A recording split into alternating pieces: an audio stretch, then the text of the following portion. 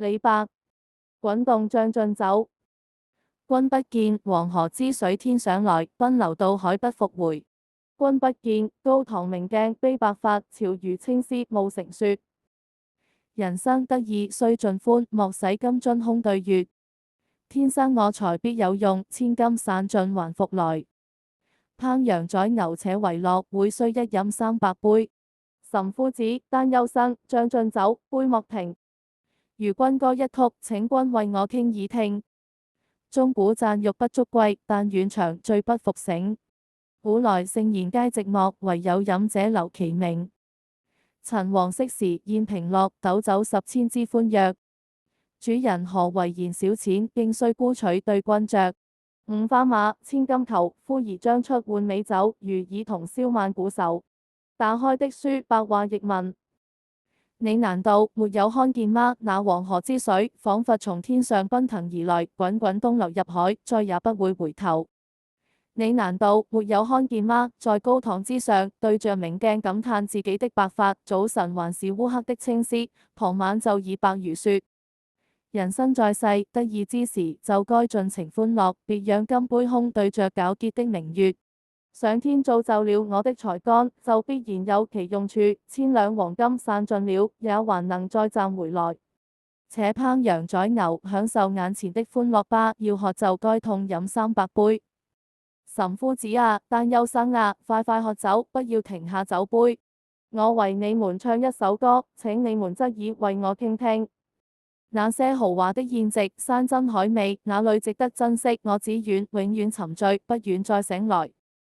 自古以來的聖人賢者都已被人遺忘，只有善於飲酒的人才能留下美名。想當年，陳王曹植在平樂觀設宴，一斗酒價值萬錢，他們盡情地歡樂。主人，你為何說錢不夠呢？即管去買酒來，讓我與你共飲。那名貴的五花馬，那價值千金的皮球，叫我的孩兒拿去換成美酒，讓我們一同來消解這無窮無盡的萬古愁緒吧。備忘錄創作背景：關於此詩的寫作年代，學界有不同說法，主要有開元二14年、736年前後和天寶11在752年兩種觀點。目前更主流的看法是，此詩為李白被賜金放還離開長安後所作。當時李白仕途受挫，理想破滅，思想苦悶。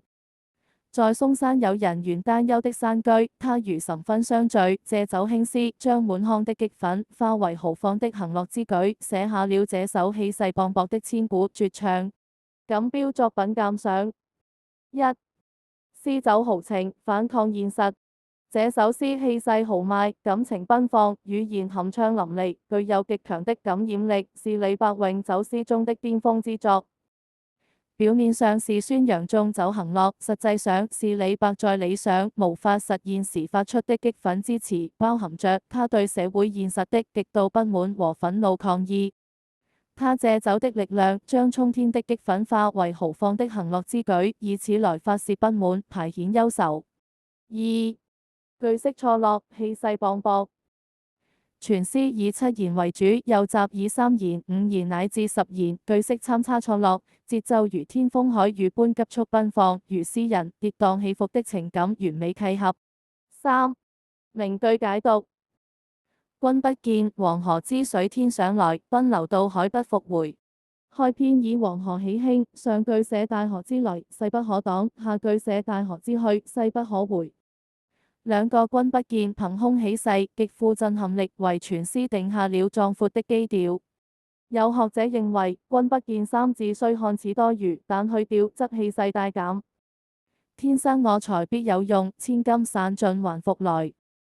這是李白高度自信和樂觀精神的宣言，也是無數後人用以自勉的座右銘。他一掃前文悲白髮的傷感，展現出詩人孤高自傲、熱情豪放的個性。寶石總結：將進酒是一首交織着失望與自信、悲憤與抗爭的複雜樂章。它既有人生苦短、懷才不遇的悲嘆，更有樂觀通達、豪情日興的灑脫。